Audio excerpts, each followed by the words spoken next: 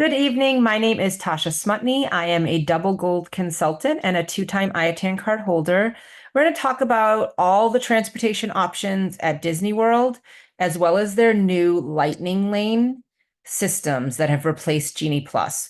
So I recently was at Disney for almost 2 weeks, and I used every mode of transportation and have lots of tips and tricks as far as how to use it to get around Disney as well as most efficiently. But also, it's just a big location, so it's important to know how to help your clients get around Disney, okay? Whether they're staying on property or not. So this is a map, and I know you can't really even see it, all right? This is a map of the whole property and all of the transportation. And I will make sure that at the end, I will put a link to this website that I got this on in the chat. I will also, when we post this on our website, I will put this link to this website with it. Okay. So how do we get around, right? For the most part, once you're on Disney property, you don't need anything except for Disney transportation. All right. It is, I feel honestly, the biggest benefit to staying on property is their transportation.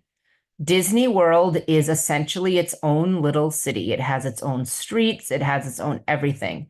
And even when you are taking bus transportation, oftentimes those buses have their own lanes on those roads, so they're not in the same traffic that the people driving in and out of the parks are in. Okay. So hold on. I did this a while ago and the pictures aren't loading because I needed to reload it. So the different types of transportation. We do have resort buses. Some hotels on the resort, this is going to be their only option. Some resorts, buses are their only option. They are very efficient. They come very frequently. There's not a problem with buses, right? Monorail. This is much faster. It's what a lot of people think of when they say it. A lot of people feel like, monorail's another ride at Disney. And we'll talk about the resorts it goes to. There are also water shuttles, water taxis, water ferries. That's all the things they call them. And they also have a Skyliner. This is a gondola system. It is actually made by the same company that makes most of the chairlifts at the ski areas that I go to.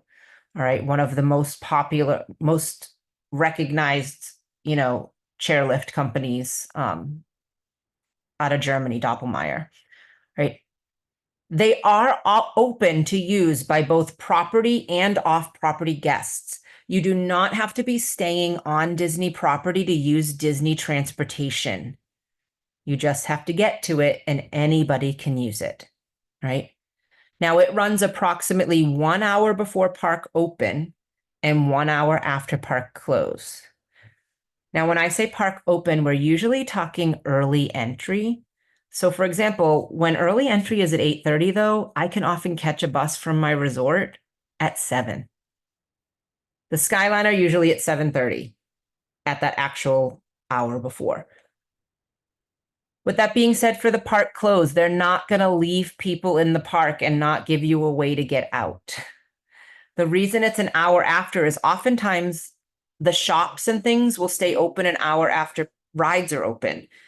If you get in line 1 minute before the park closes for a ride, they have to let everyone who's in that line go through and get on the ride. They will make sure when you're using park transportation that you get out of the park. They're not going to leave people abandoned at the parks, not able to get back to their hotels. Okay. So I have seen them say, though, they cut the line off to that Skyliner 10:30 when the park closed at 9, and you got to go find a bus. But for the most part, you're good. So let's talk about each one. First, we have the resort buses. Here's important things to know. They go from the resorts, the hotels, to the theme parks.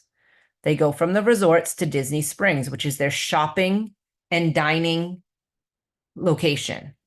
They do not go resort to resort. That is really important because if your clients are booked for a dining reservation for breakfast at another hotel, they need to know that they might not be able to take the bus.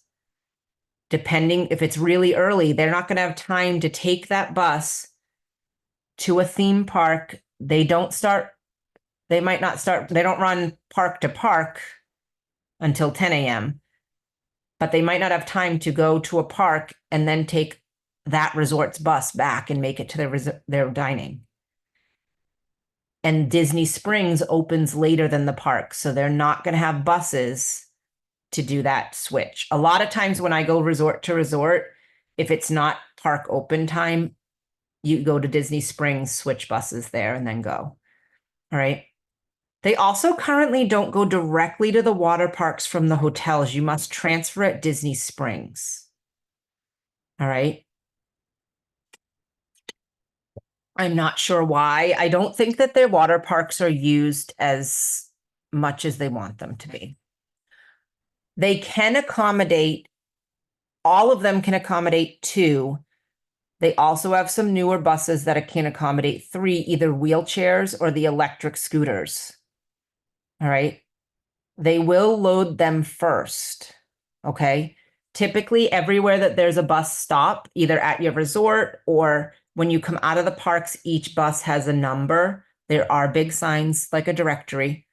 There's a disabled marker on the floor, on the ground, and that's where you wait so that they see that there's somebody who needs to load a wheelchair or a EVC.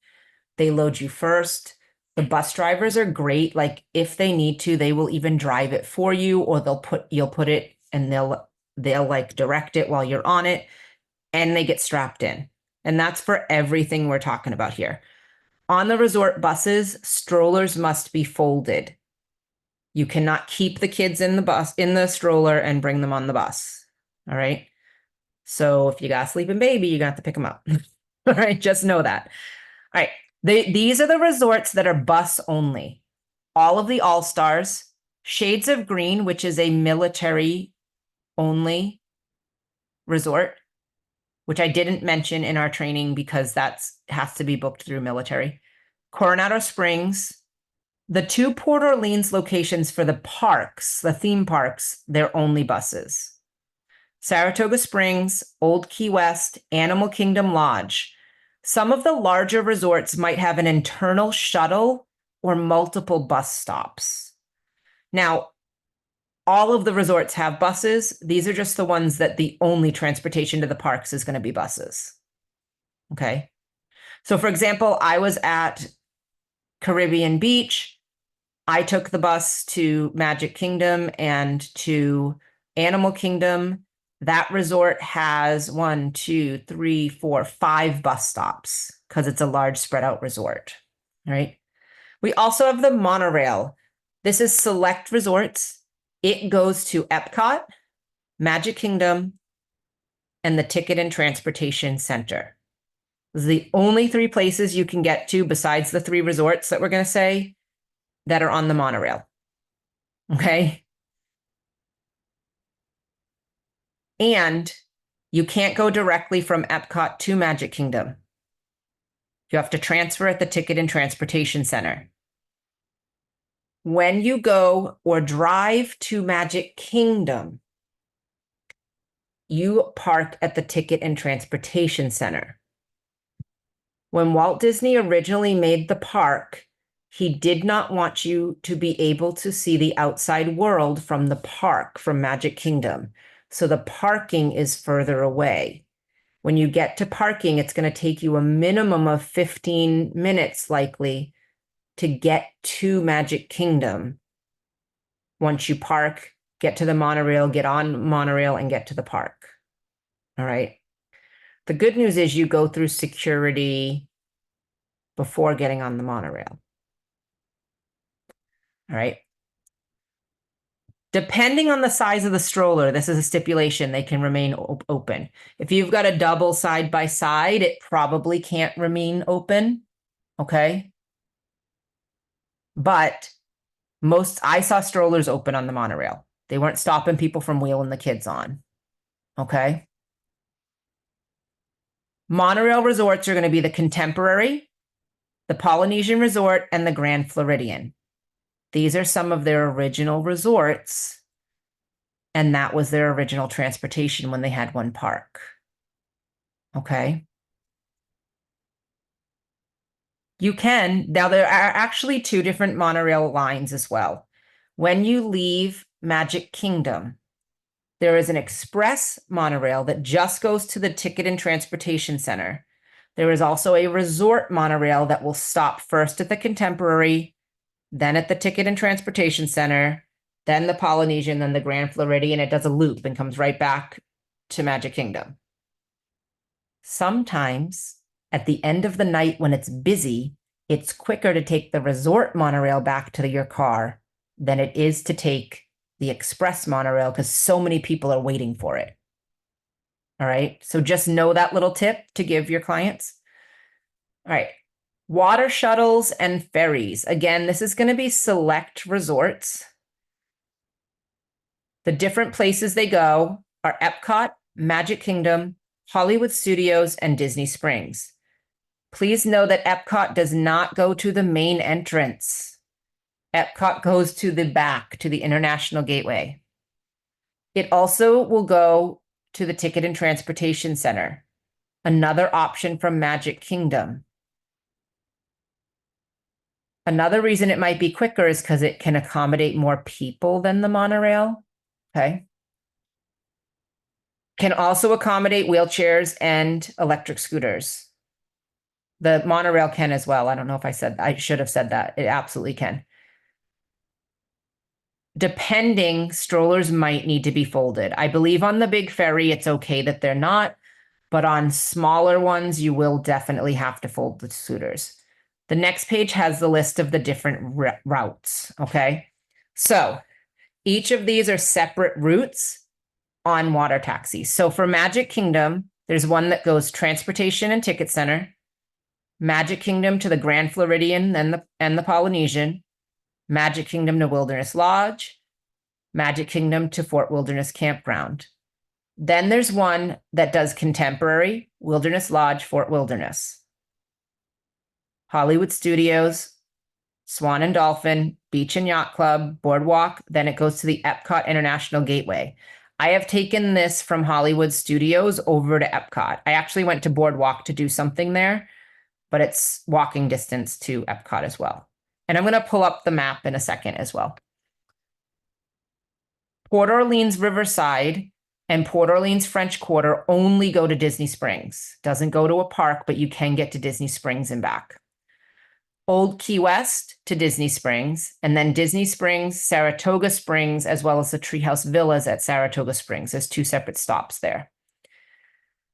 If you've used these in the past, know that now all of the Disney Springs water shuttles only are at the landing. They're no longer at the marketplace or the west side. They used to be there. Let me pull up that map to show you. So when we're looking, so essentially there's multiple bodies of water that they go to. So here we're looking at, this is Magic Kingdom. So from Magic Kingdom, the front entrance, same place you would get monorails and buses, you can get the ferry. All right. It goes right to the Ticket and Transportation Center where you park. And then it says the gold flag boats go from Magic Kingdom to the Grand Floridian, to the Polynesian, and then back to Magic Kingdom. And as I said, I'm going to give you guys this. I'll put it in the chat now. And then we have the other part of the Seven Seas Lagoon that it goes, you can go from Magic Kingdom to Wilderness Lodge and to Disney's Fort Wilderness Campground. You cannot go from Magic Kingdom to the Contemporary on the ferry. Oh, wait, you can. I'm sorry. I missed this part. You can go there.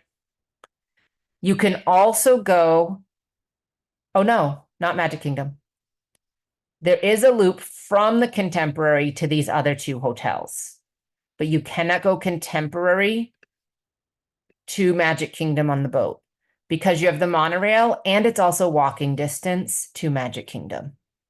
Okay. Now our other section is going to be, we've got Epcot here. So here's Hollywood Studios. This is outside the entrance. You can take this, stop to the Dolphin and Swan. Yacht Club and Beach Club is one stop. Boardwalk Inn, and then the back entrance, the International Gateway to Epcot. There is a boat that goes across the World Showcase Lagoon, but there's only one now. It's still showing two on the map, but not as much. And then the last one is this Disney Springs water shuttles. So Disney Springs is here. Everything is at the landing. You could start up here if you're at Port Orleans. First is Riverside. It goes down the river to French Quarter. Then it goes past everything else. It doesn't make any other stops, and it goes to the landing. There's one that goes from Old Key West to the landing at Disney Springs. And then also the two stops at Saratoga Springs and the landing. So there's lots of options as far as that water transportation. But it's important to know where it goes because we don't want to get on things that don't take us where we think they're going to take us, right? I will say this, when it was really warm, even the ones that, there's some that are enclosed and have air conditioning inside, but even the ones that were open, there was a super nice breeze because the boats were moving, and it was a nice, relaxing trip. All right. Our last form of our complimentary transportation is the Skyliner. This is also the newest. These are gondola cabins, much like a ski lift gondola. And they are, as you can see, painted nice, bright colors. Many of them have their windows with characters, and they're just fun to look at. All right. Please note that any of these resorts,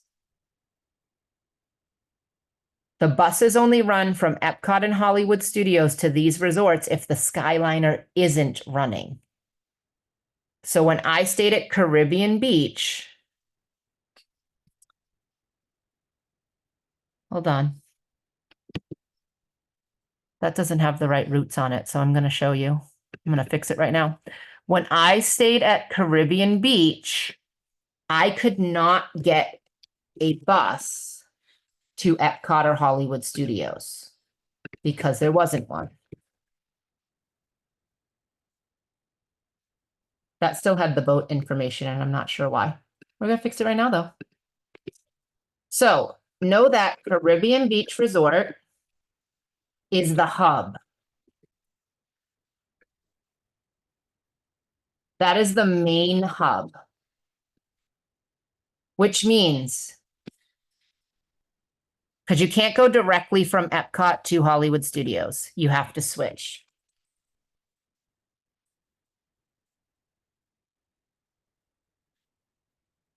It does go to Epcot and Hollywood Studios.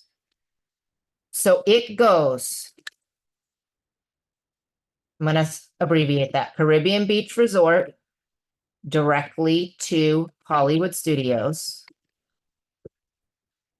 That is one straight shot. There's no stops. There's no transferring. It goes Caribbean Beach Resort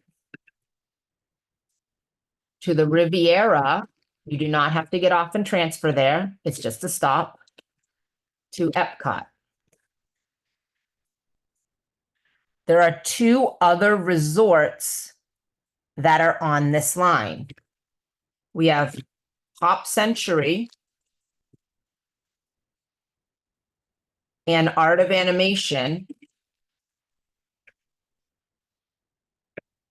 Just goes between there and Caribbean Beach Resort. So no matter where, and those are two value resorts that are on the Skyliner line. So no matter where you're going from Pop and Art of Animation on the Skyliner, you have to switch at Caribbean Beach. Okay. Now, good information to know. I've never been to the Pop and Art of Animation station, but I assume it's the same. At least Caribbean Beach Resort, Epcot, they both have bathrooms at those stations. So good to know. You don't have to like make it all the way into the park and through security once you get off to go to the bathroom if need be. All right. These will open an hour before the park and they will close depending, like, so for example, Hollywood Studios, when I was there, closed at 9. But their nighttime show, Phantasmic, was at 9. So really, you didn't get out of the park. Now, I left. It took a long time to get out of that area. I made it to the line for the Skyliner at like 10:20, and I went pretty much straight out. It supposedly closes at 10:30, but I imagine they're going to let people there. All right. But these resorts that are listed here are walking distance, and there's a walking path to Epcot, the back entrance, and Hollywood Studios. So where you can access the Skyliner, the Boardwalk Inn, Beach and Yacht Club, and the Swan and Dolphin. I will tell you this, when I was at the Boardwalk Inn, I was staying at Caribbean Beach, but there was a storm and I was like, oh, if I walk up there and it's not open, I'm going to be unhappy. Because it was probably like a 10-minute walk. And it was pouring rain and thundering. When I got to the bus station at the Boardwalk Inn, there was a sign that said, take the Skyliner to Epcot and Hollywood Studios. So they may or may not run the bus. Okay, so I would check the front desk for things like for these and say, hey, do you run the bus or do I need to take the boat or the Skyliner? Because they have a boat and they have a Skyliner option. Okay. Entering the back of Epcot is actually a pretty good strategy for people who want to be at opening for the Remy's Ratatouille ride. It gets really long lines. And if you're able to be in line for that when it opens and because you come in right by France where it is, right? Please know this. If somebody is planning to take the Skyliner, or if somebody has parked at Epcot and went to a different park, they have to have a ticket to go through Epcot if they are riding the Skyliner and need to get to the parking lot. All right. So if they take the monorail thinking, oh, I can take the Skyliner back to my resort, but they were at Magic Kingdom all day and they took the monorail to Epcot. If they don't have a park hopper ticket, they're not going to be able to get through to get to the Skyliner. They're both outside the park, but you have to go through the whole front to back of the park to get from monorail to Skyliner. Okay, so let me bring up that map to show you again. So if we're here at Epcot,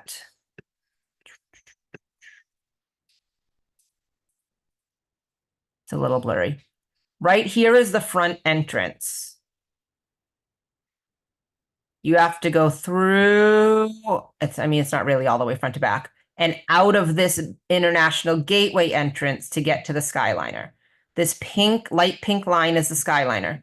So from Epcot, the Riviera is here. It's a curved station. People getting off at the Riviera get off. If you're not getting off there, you stay on. And you get to the Caribbean Beach main hub right here. If you're staying at Caribbean Beach, great. You can go there. If you're staying at Pop Century or Art of Animation, you're going to get off and transfer to another Skyliner and go here to your resort. They share a station. If you're going to Hollywood Studios, it is that straight shot from Caribbean Beach to Hollywood Studios. That's the only line there is. Okay. And there are maps out there of just the Skyliner as well. I really like the Skyliner. I feel like it's nicer than sitting in a crowded bus. These will hold, I believe, 10 people. You can put one electric scooter in, and they do strap it in, and they put little things under the back wheels so it doesn't roll backwards. You can roll a regular stroller into the Skyliner. You can roll a front to back double stroller, not a side by side double stroller. If you have a side by side, you're going to have to take the kids and stuff and fold it. Okay. And for people who don't have little kids and aren't thinking about that, know that people who bring strollers to Disney load those strollers up with stuff. All right. So folding them can sometimes be a big ordeal. So if they're going to use a double, it's better to use a front and back than a side by side for these. Okay. Now, there are other options for transportation that are not free. And some of them have limitations, some of them have benefits. All right. Sometimes people will say, oh, I'm just going to Uber. Okay. It does cost money. It is an option for airport transfers. I personally Uber because I like to be able to take airport direct to my resort as opposed to a shuttle that will make multiple stops. As far as resorts, they will only let them in at the gate if you have reservations, either a guest staying there or getting picked up there or a dining reservation. They've needed to crack down with who they let into the resorts because people were parking at the resorts to take park transportation so they avoided the parking fees at the parks. And we're going to talk about what parking looks like next. Okay. So know that you can't just take an Uber, say, oh, I'm just going to take an Uber to the Contemporary so I can hop on the monorail. They won't let you do it. Now, if you do have a dining reservation, they will let the Uber bring you in. Or if you're staying there, they will ask for your last name and they will check it against a list. So that's important to know. For Magic Kingdom, it will drop you off at the Ticket and Transportation Center.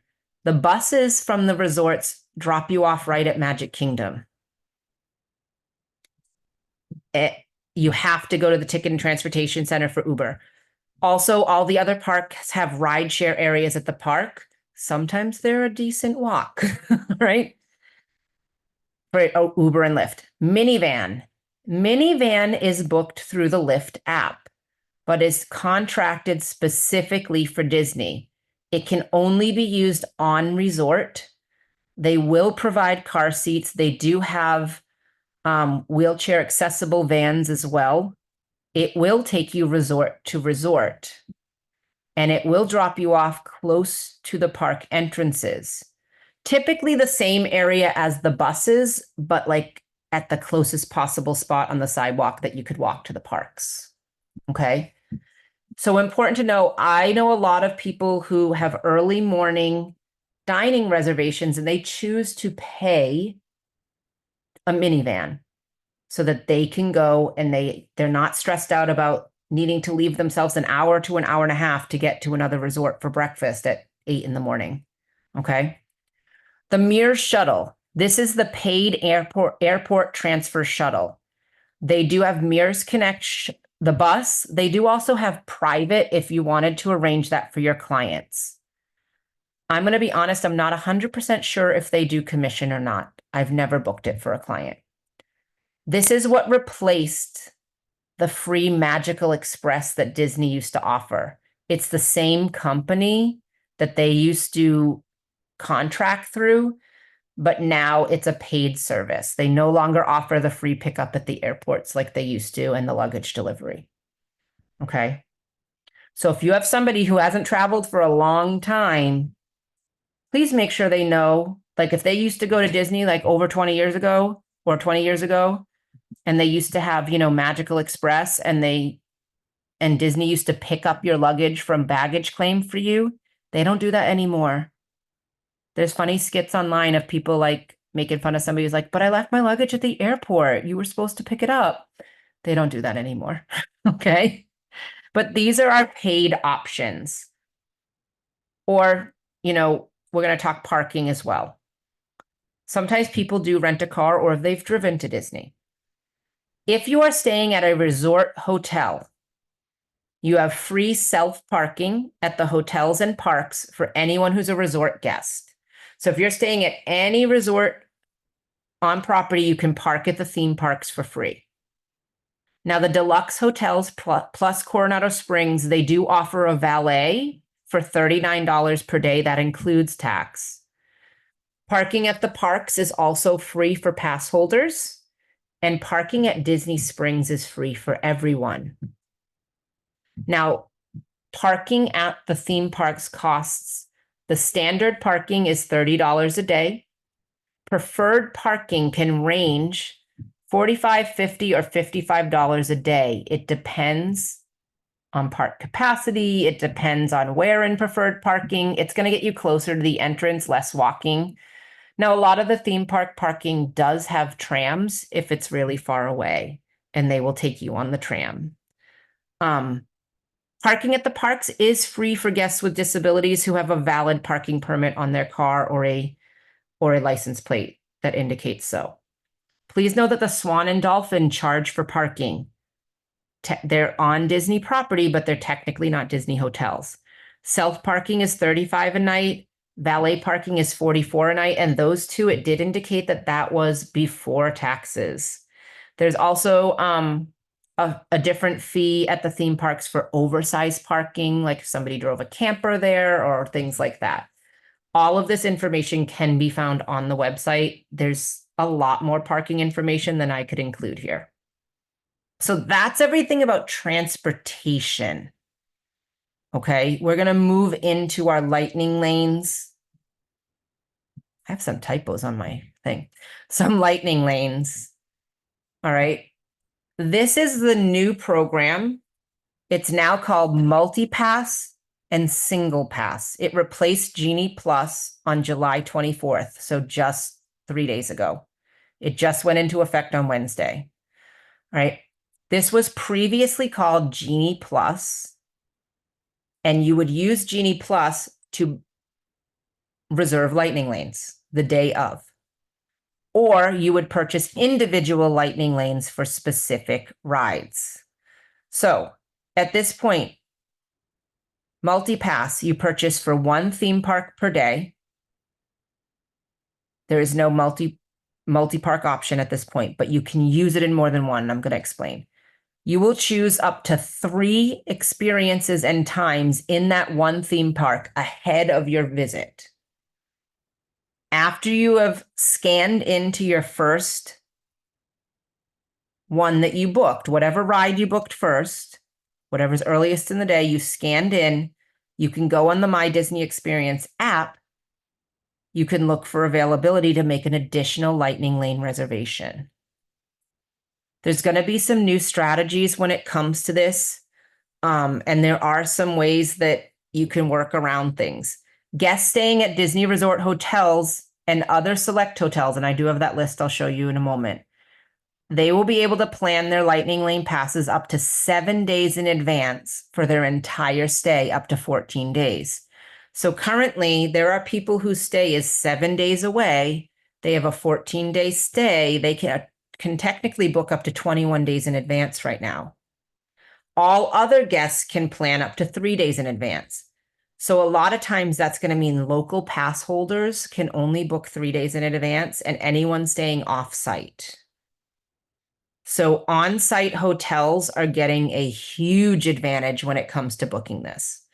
Right now, because it's brand new, we are seeing very little availability because people are panic booking and because everyone's booking at the same time. So because it only went into effect Wednesday, no one could book until Wednesday. So they were booking for day of plus their 7 days stay, hypothetically or potentially. All right. Now, single pass, you can purchase up to 2 per day in advance for some of the most highly in demand attractions. All right. Guardians of the Galaxy, Tron Light Cycle, Rise of the Resistance, Seven Dwarfs Mine Train. All right. There are ones we could pay for, and those can be purchased at the same time. They can also be purchased later, but they could be purchased at the same time. So what I have here are some screenshots, and I will zoom in so that we can look here. All right. So first we choose our theme park icon below to find the list of eligible passes. Tells you exactly what to do. You select your date. You select multipass, single pass, or both. You choose up to 3. It doesn't make you pay for it until you see what you can choose. So in some ways, that's an advantage. In the past, you paid for Genie Plus, and then you saw what you could book at 7 a.m. You could book at midnight the night before. For this, you choose up to your 3, and I'm going to show you some of the rules and stipulations for it. And then there'll be a timer at the top, has 5 minutes to lock them in. They're yours for that 5 minutes. If you don't select it, it'll get released, type of a deal. For the single pass, you choose your arrival time window for the experience in advance. For the multi-pass, it's going to schedule your day. However, they can modify it.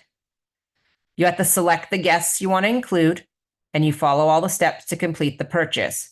Then you can plan another day. All right. As we said, you can purchase beginning at 7 a.m. Eastern, the first day. Oops, what just happened there? The first day of your eligibility. 7 days before your first day of your trip, if you're staying on site, up to 14 days. Date-based tickets, which you choose a start date at the time of purchase, 3 days before your first day of tickets.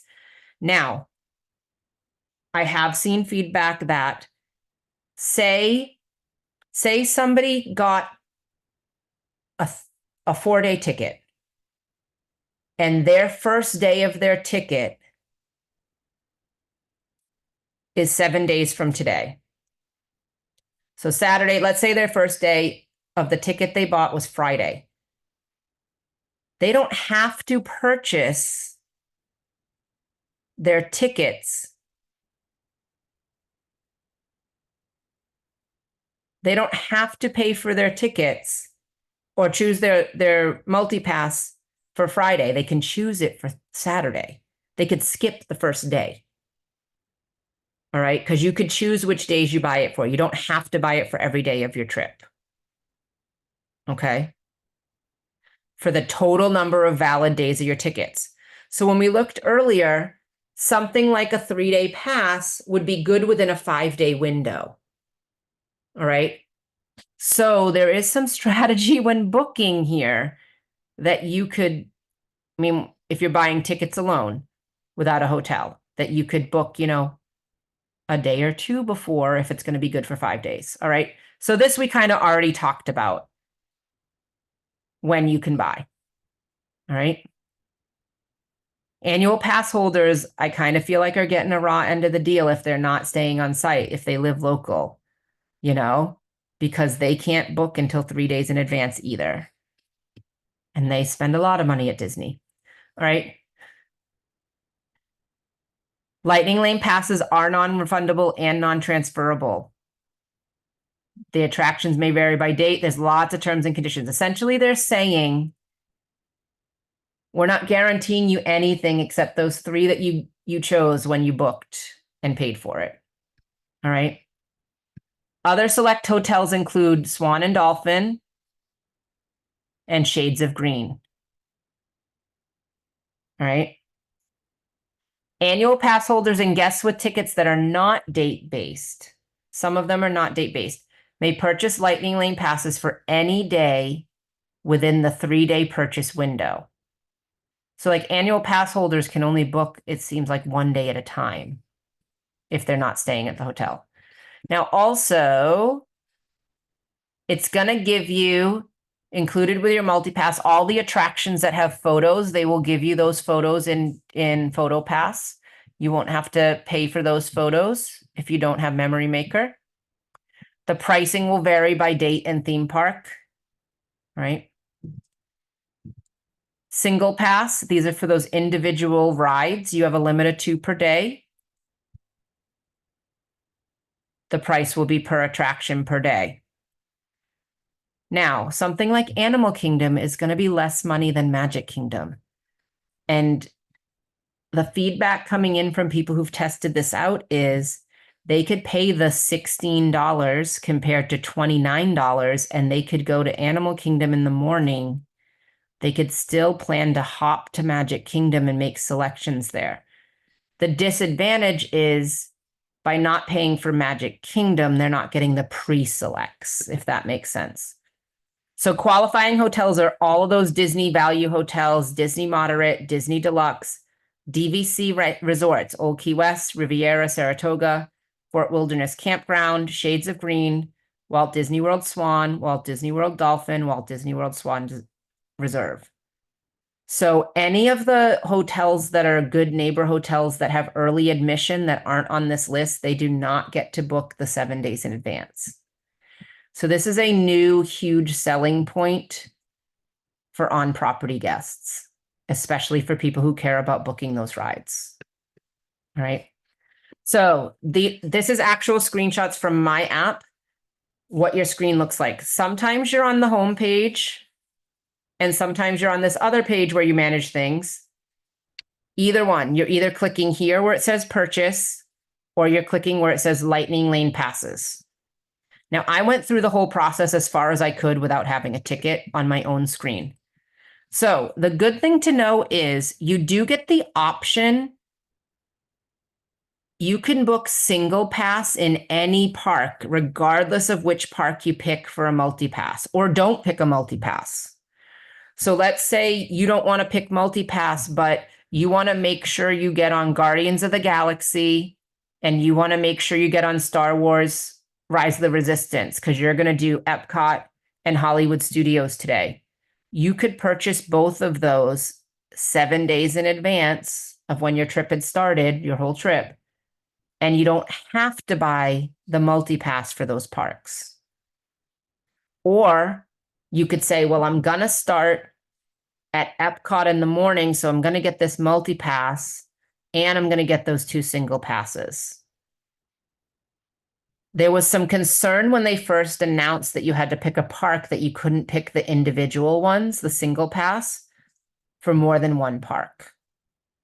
Okay, now you can. We were worried you wouldn't be able to.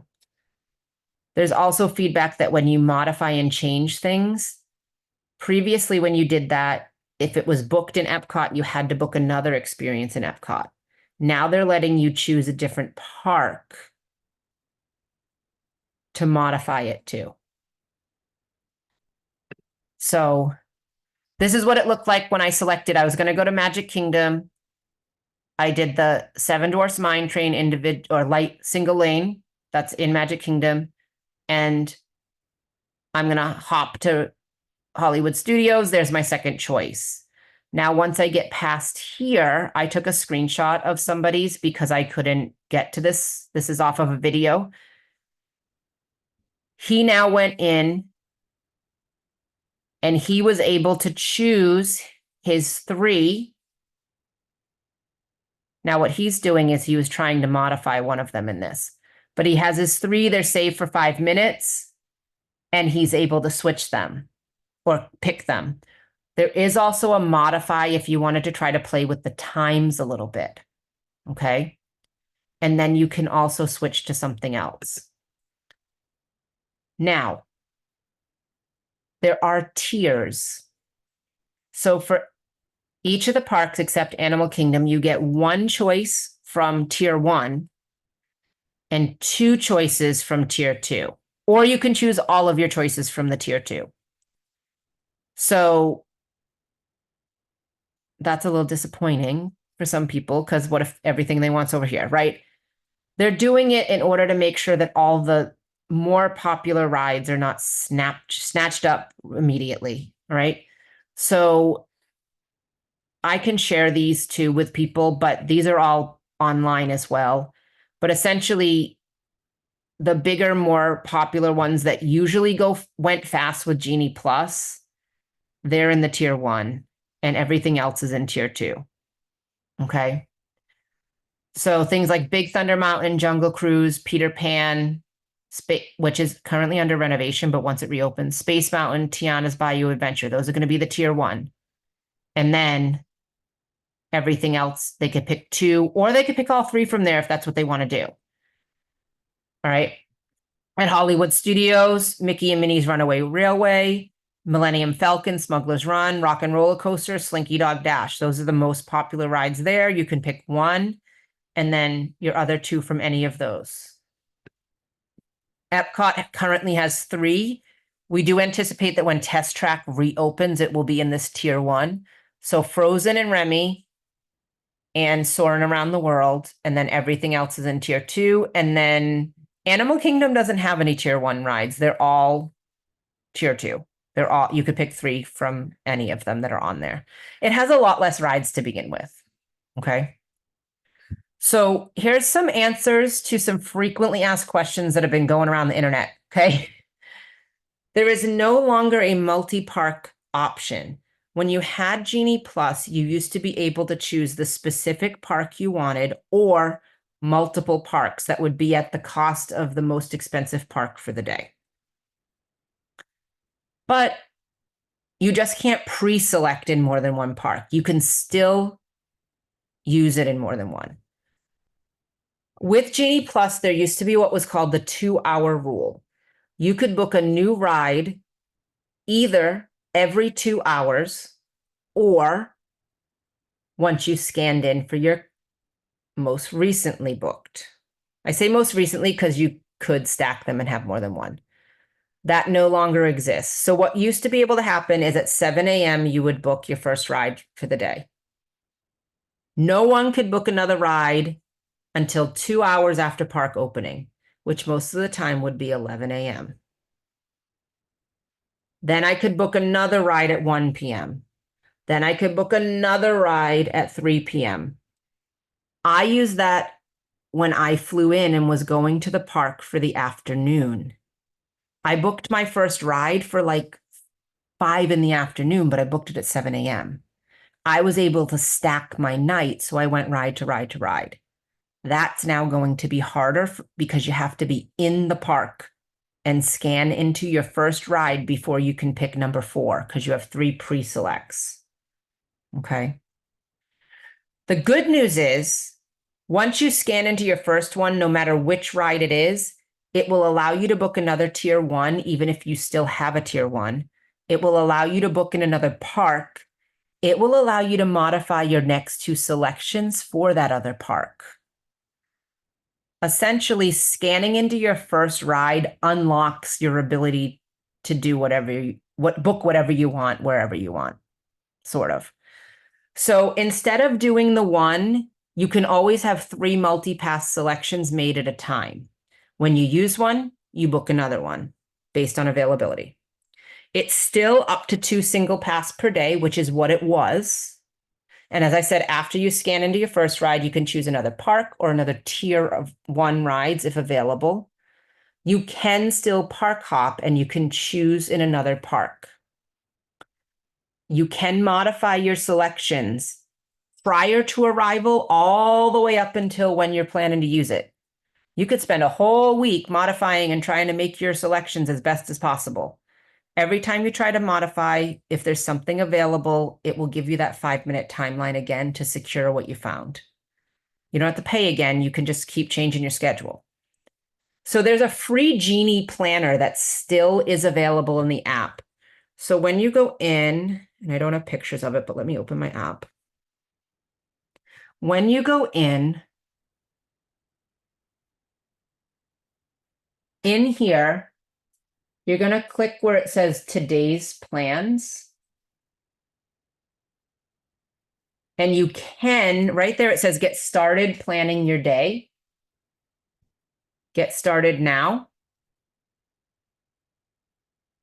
Start now. You can pick. So because I don't have tickets, it's not going to let me do it.